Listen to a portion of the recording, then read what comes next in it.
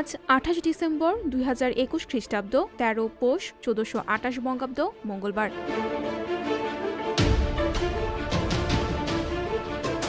১৯১০ সালের ২৮ ডিসেম্বরের এই দিনে ভারতে প্রথম বিমান উড্ডয়ন প্রদর্শিত হয়।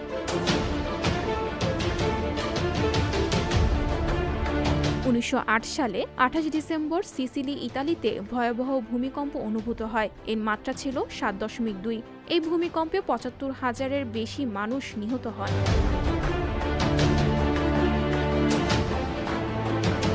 ১৯৮৪ সালের ২৮ ডিসেম্বরের এই দিনে টেস্ট ক্রিকেটে ৩০তম সেঞ্চুরি করেন সুনীল গাভাস্কার। এই সেঞ্চুরির মাধ্যমে তিনি ব্র্যাডম্যানের বিশ্ব রেকর্ড ভঙ্গ করেন।